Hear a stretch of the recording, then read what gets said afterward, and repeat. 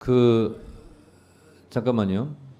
이렇게 되면 지금 이제 점심시간도 넘어가는데 언제 끝나는지 모릅니다. 그래서 의원님들께서는 꼭 필요한 경우만 의사 진행 발언을 하시고 발언하실 내용은 발언 시간에 해주시고 그리고 의사 진행 발언은 좀 자제해 주시기 바랍니다. 지금 갈 길이 멉니다. 그리고 신범철 차관은 지금 이종섭 증인 발언 기회를 들었기 때문에 적절한 시기에 다음에 드리도록 하고 일단 질의를 계속하도록 하겠습니다. 이성윤 의원님 질의해 주시기 바랍니다. 네. 좀 이따 하세요. 네, 전주시을 이성윤 의원입니다. 먼저 고 최수근 해병의 꽃다운 나이에 순직한 지 오늘로 338일째입니다. 도대체 여기 나와 있는 증인들 다 책임이 있다고 봅니다. 그런데 국민들이 오늘 여러분들께 듣고 싶은 말은 한마디입니다. 국민 여러분 잘못했습니다. 정말 죄송합니다. 이 한마디면 됩니다. 도대체 왜 발언 기회를 달라고 변명을 급급하고 당신들이 도대체 국민들 얼굴 받는 사람 맞습니까? 국민 맞습니까? 당신들 변명을 하고 이 자리에 나오라 한 거 아닙니다.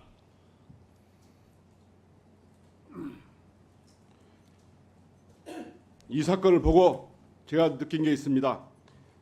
지난 2020년 윤석열 총장이 직권을 남용해서 수사와 감찰을 방해했던 사건이 떠오릅니다. 이 사건과 최혜병 수사방해 사건은 대자비처럼 느껴집니다.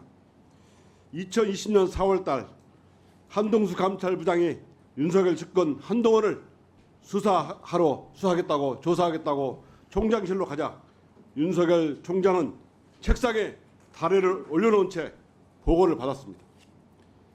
그때 한동수 부장이 한동훈 음성만 확인하면 된다라고 보고하자 윤석열 전 총장은 한동훈 것이 아니라 보고서 저리 두고 가라고 말했답니다. 한동수 부장이 인권부와 함께 병행 조사하겠다고 하자 한 부장에게 뭐 병행라고 소리를 높이면서 마치 때릴 듯이 위협적으로 다가왔다고 합니다.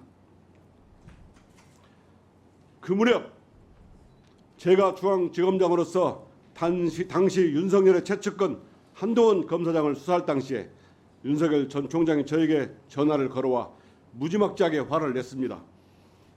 제가 지휘했던 서울중앙지검에서 한동훈이 관련된 이 사건에 관해서 윤석열은 저에게 압수수색영장을 복사해달라고 했습니다. 그 영장을 그대로 복사해서 대검에 보내달라는 겁니다. 저는 반대했습니다. 이 수사 기록을 줄 경우에 한동훈 등 관련자에게 수사 기밀이 알려질 우려가 있었기 때문입니다. 정말 말도 안 되는 요구였습니다. 그날 오전 윤석열 총장은 저에게 전화를 걸어와서 다짜고짜 시정잡배들이 하는 말을 거침없이 쏟아대면서 네가 눈깔에 뵈는 게 없냐 하고 크게 소리쳤습니다. 저는 그때 견딜 수 없는 모멸감과 함께 엄청난 수사 압박을 받았습니다. 그런 식으로 수사 감찰을 방해하던 윤 전 총장에 대해서 결국 징계가 내려졌고 법원도 한동훈 전 검사장에 대한 수사를 유리한 방향으로 일찍 종결하고자 하는 의심을 살 수 있는 부당한 조치를 무리하게 지휘하였다라고 인정해서 면직 이상의 중대 비위에 해당한다는 판결을 한 바 있습니다. 윤석열은 사과 반성은커녕 윤석열 검찰 정권은 저에게 무지막지한 보복사와 징계를 해왔고 저는 최고 중개수인 해임을 내렸습니다. 3년이 지났지만 윤석열 전 총장의 무도함은 그 무대가 서초동에서 용산으로 바뀌었을 뿐 달라진 것은 없습니다. 오히려 더욱더 무도해지고 막무가내식 폭압을 저지르고 있습니다. 작년 7월 고 최수근 해병 사망 사건으로 국민적 비난이 들끓었고 박정훈 해병대 수사단에서 수사하여 임성근 사단장을 포함한 8명을 경찰로 이첩하겠다는 보고서를 작성했습니다. 해병대 사령관, 국방부 장관, 해군 참모총장 사복을 마친 후 다음날 브리핑만 하면 되는 상황이었습니다.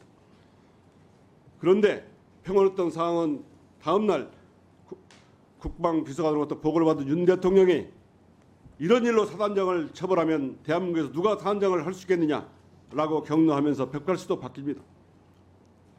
용산과 국방부 장관 등이 총동원되어 임성근 사단장이 포함된 경찰의 이첩을 보류하라고 지시하고 수사단장을 압박했습니다. 그것도 모자라서 우즈베키스탄에 출장 중인 장관에게 3번이나 전화해서 그 결과 박정훈 수사단장은 보직 해임되고 수사 기록은 회수되고 박대령에 대한 압수수색과 함께 집단 항명 수괴자라는 엄청난 혐의를 씌워서 구속영장까지 청구하게 됩니다. 박정훈 증인 얼마나 힘듭니까? 견딜만 합니다. 얼마나 고통스럽고 힘듭니까? 저도 그 고통이 얼마나 큰지 이해를 합니다. 제가 직접 당해보지 않으면 모를 일입니다. 정말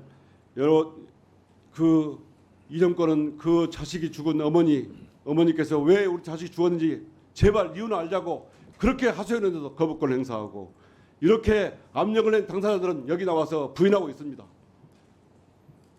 이 박정훈 증인의 심정을 한번 상세히 말씀해 주십시오.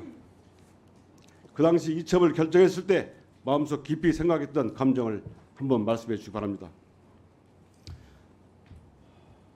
사건 이첩은 법에 정한 절차대로 당연히 이루어져야 될 내용이었습니다.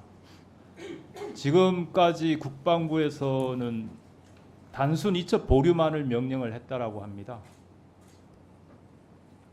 지금 이 자리에 있는 국방부 장관도 이첩 보류 명령만 했다고 합니다. 하지만 이 사건의 이첩 보류의 본질은 혐의자, 혐의 내용을 빼라, 죄명을 빼라, 결국은 수사를 축소하고 왜곡하고 변질해라라는 것이 본질이었습니다. 사건 서류를 경찰에 이첩하는 것을 하루 이틀 늦춘다고 해서 달라질 건 아무것도 없습니다. 단순 이첩 보류라면 제가 또 해병대 사령관이 2박 3일 동안 그렇게 고민할 이유가 없는 것입니다. 하지만 국방부는 그런 본질은 숨기고 해병대 손으로 알아서 처리해라, 정리해라. 7월 30일 장관의 보고는 중간 보고다. 너희들 손으로 정리된 것을 다시 갖고 와서 재보고하고 정리해라 라는 것이 본심이었습니다. 그래서 그렇게 하면 손바닥으로 하늘을 가리게 된다. 결국 해병대가 수사를 축소하고 왜곡한 것으로 되고 나중에 다 밝혀진다. 사령관님 제발 정직한 해병대 지켜주십시오. 그렇게 하면 큰일 납니다. 제가 심지어는 해병대 사령관에게 그런 얘기까지 했습니다. 국방부 조사본부로 이첩이 거부되고 난 다음 8월 1일 오후에는 사령관님 안보실장님 만나보면 안 되나? 대통령님을 만나보시면 안 되냐? 정말 이걸 허심탄회하게 설명을 드려라. 이렇게 하면 안 된다. 단순 수사 혐의자, 혐의 내용, 죄명을 빼라는 것은 의원님들도 잘 아실 겁니다. 1000페이지가 넘는 그 수사 서류 중에 인지 보고서 등등 관련자들의 혐의 내용이 다 적시되어 있는 내용들이 있습니다. 그걸 다 손을 봐야 된다는 겁니다. 그러면 제 부하들 수사관들이 허위 공문서 작성에 또 범죄자가 되는 것이고 해병대 사령관과 저는 직권남용죄가 되는 겁니다. 사안이 그렇게 됐을 때 과연 국방부가 나서서 설명을 해줄까요? 수사의 독립성이 있다며 너희들이 전문가라며 잘 검토해보라고 그랬지 언제 그렇게 수사를 축소하고 왜곡하라고 했냐라고 하는 게 불보듯 뻔합니다. 마찬가지로 그 결과로 조사본부에서 2명의 대대장만 적시하고 결국은 경찰로 이첩하지 않았습니까? 해병대 수사단의 수사 결과가 축소되고 왜곡되고 결국은 법무관리관이 저에게 이야기한 대로 되지 않았습니까? 네, 발언을 좀 정리해 주시기 이상입니다. 바랍니다. 네. 그 앞으로 증인들 있잖아요. 좀 말장난은 안 하셨으면 좋겠어요. 뭐 누구누구 빼라, 누구누구 빼라 이게 이제 내용이고 나는 이첩보리만 지시했다. 누구를 빼라고 하지 않았다. 이거 말장난이에요. 만약에 국가대표 선수단들이 외국에 나가 출전해야 되는데 출국 금지, 해외 나가지 마라. 나는 말만 했다. 나는 경기에 참석하라고 하지 말라고 이런 지시를 한 바가 없다라고 말하는 것은 말장난이잖아요. 국민들을 더 화나게 하는 거예요. 그런 일이 없도록 하시기 바랍니다. 다음은 장경태 위원님 질의해 주시기 바랍니다.